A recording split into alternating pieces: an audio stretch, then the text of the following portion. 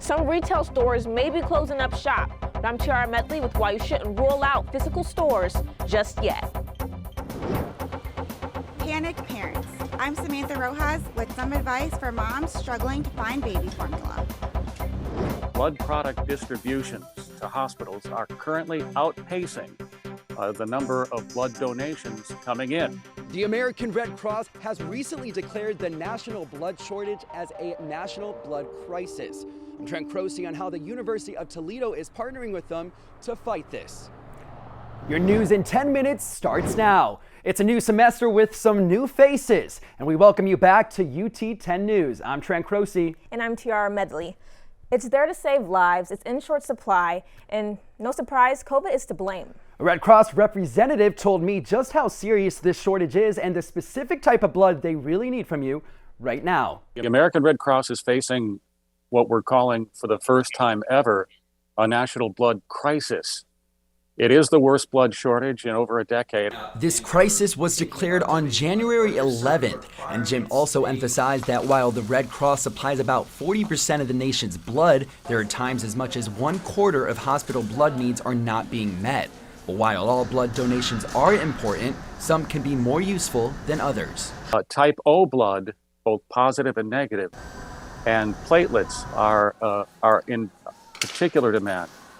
There's been less than a 1-day supply. We ideally try to keep a 5-day supply. The reason being, he says, is because type O negative blood is the universal blood type, and type O positive blood is the most transfused type of blood. Many patients are struggling to get these transfusions right now, though, which prompted one University of Toledo student to step up. Well, my wife is a nurse up at U of M, and she's been telling me about some of the patients that she's had and how they haven't been able to get transfusions.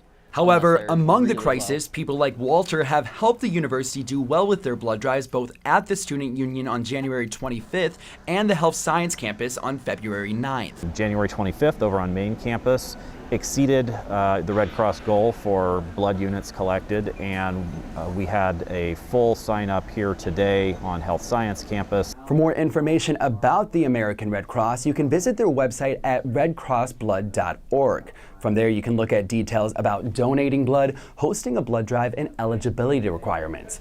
You can also type in your zip code, and it will give you the dates and times for the places of where you can donate blood.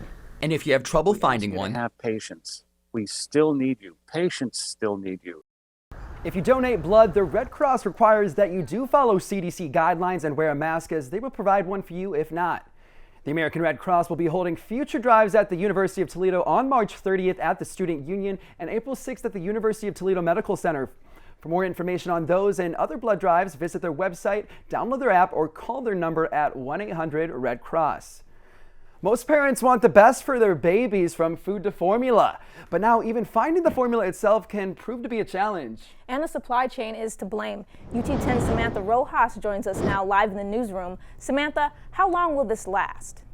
Tiara, no one really knows, but that's what makes this so scary. What should be a beautiful time between moms, like the one that I spoke with, and their babies has turned into a stressful situation as baby formula is getting harder to find. At only 3 months old, baby Alea is Joanna Aguilera's third, so mom is pretty experienced.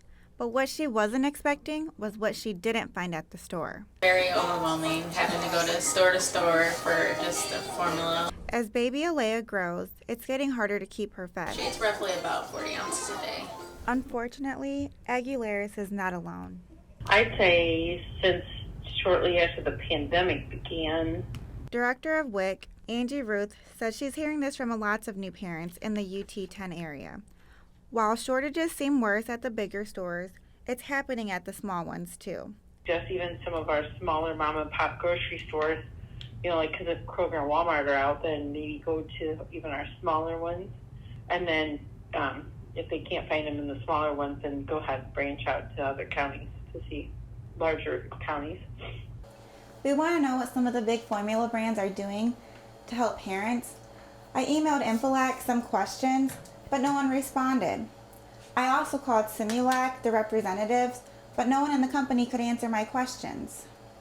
Meanwhile, some people online say they're making their own formula. For For now, Aguilera said she'll keep searching stores for any sensitive formula, regardless of the brand. I use the Walmart brand, Parents' Choice. It's sensitive.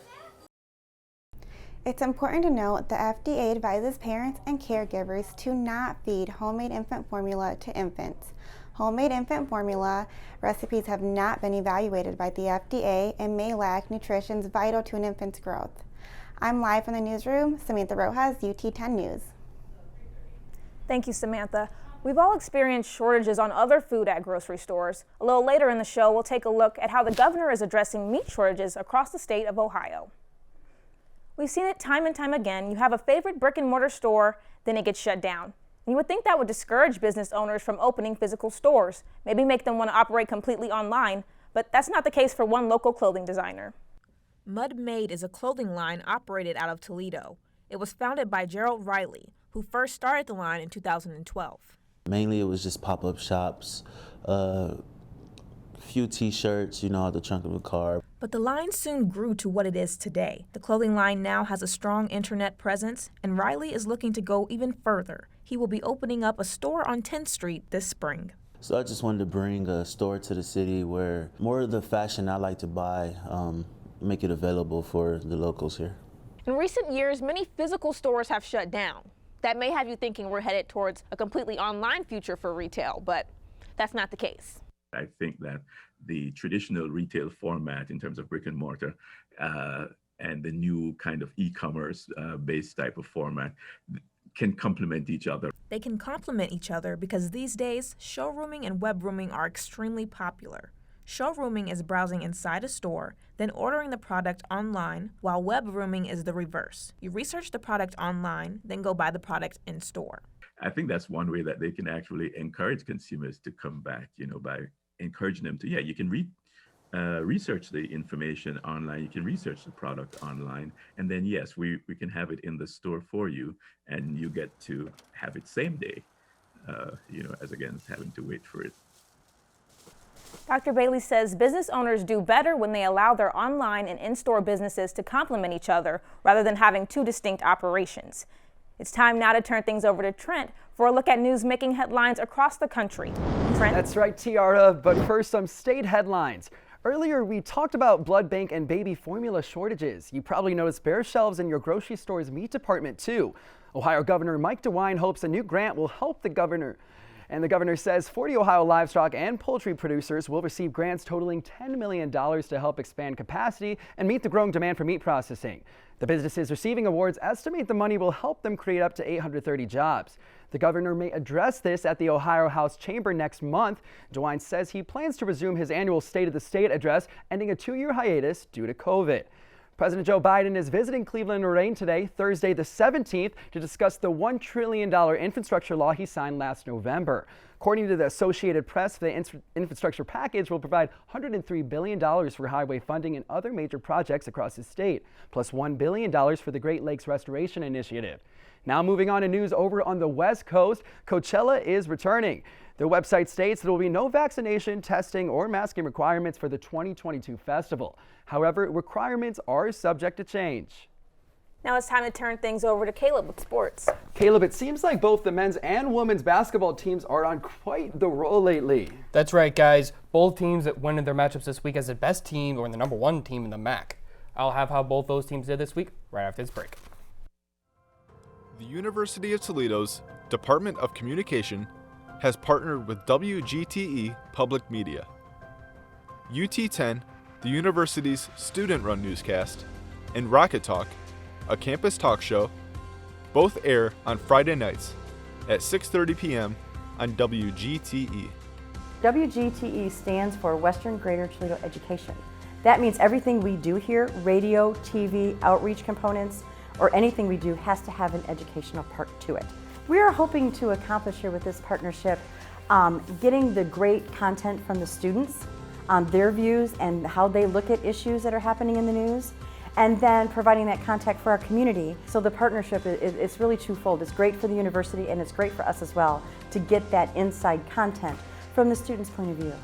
Thank you to WGTE for giving broadcast students of the future a new home.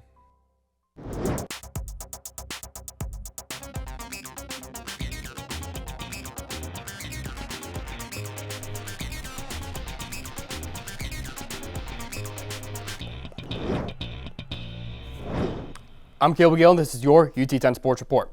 The Rockets men's basketball team went in Tuesday's matchup as the number 1 seed in the MAC. But first, the Bowling Green's women's basketball team took the drive up by 75 to take on the Rockets, who also won the game in first place. In front of a crowd of over 5,000 fans, the home team did not disappoint in the battle of I-75. Freshman forward Jessica Cook got the Rockets on the board first, and even though BG matched with 2 points of their own, there was no looking back for the Midnight Blue and Gold, because before you knew it, the Rockets had a 15-8 lead on the Falcons. Toledo went on an 8-2 run to start the second quarter, and junior guard Quenisha Lockett was unleashed, completely taking over the game with 11 straight points for the Rockets. She would end the night with 24. UT was able to take a 12-point lead into the half, leading BG by a score of 35-23, thanks in part because of this connection right here, right down the line to Lockett right there. An 11-4 run to start the second half for the Rockets helped them to extend their lead to 21. Falcons did go on a little bit of the run of their own though, trimming the lead that the Rockets had 53-37. However, the Rockets scored 9 more points to end the quarter, taking a 63-41 lead into the fourth. Scores from junior center Hannah Novorosky and Jessica Cook extended the Rockets' lead 69-41 to start the quarter, and junior guard Sophia Wired put her finishing touches on the game, scoring 1 from beyond the arc late. UT beat the crosstown rivals by an astounding 29 points with a final score of 80-51, getting the season sweep against Bowling Green. The men's team for the Rockets may have gone in Tuesday's game with the best seed in the MAC, but that did not scare the Kent State Golden Flashes.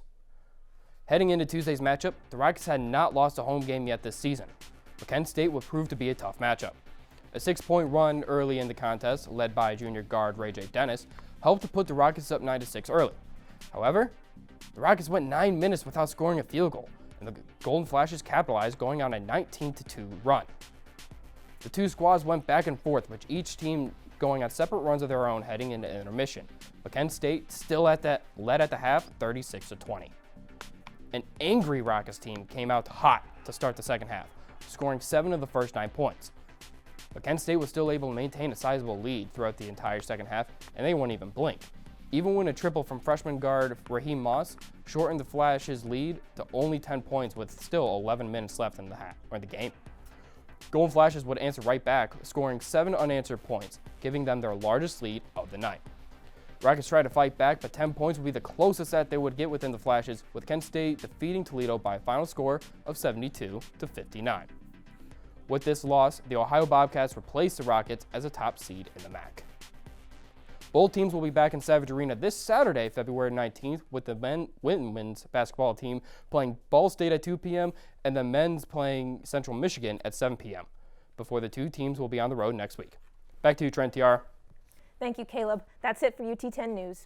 You can catch newscast replays on YouTube, and don't forget to follow us on social media and listen to 88.3 WXUT FM Saturday mornings at 7:45 for the UT10 Weekly News Update. We'll see you next week.